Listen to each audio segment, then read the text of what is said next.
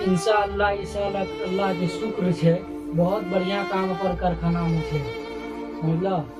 और तोरा के जेम का काम कर, बिंदास काम कर, समझला।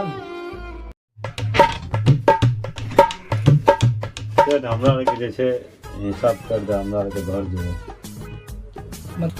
अभी यार तुरंते मुश्ताक भैया का बोले कि जी साहब दिवाली में अल्लाह की शुक्र से बहुत बढ़िया काम जी, तोरा का काम कर न हो।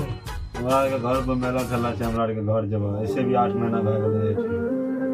मोर के घर फैमिली से भी नहीं छे, घर जेबे हमरा। बहुत याद आवे छे यार, मेला छै अबरी एना थोड़ी छै।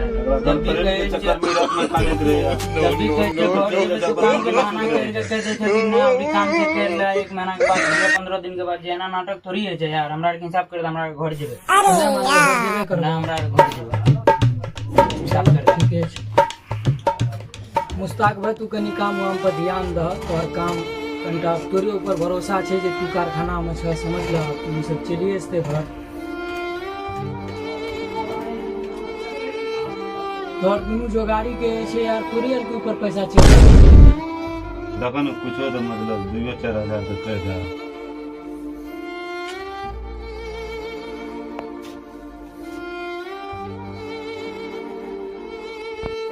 देखा न सेठ कुछ एडवांस में ज्यादा नहीं यार, फिर अगली बार तो थे काम करे ले।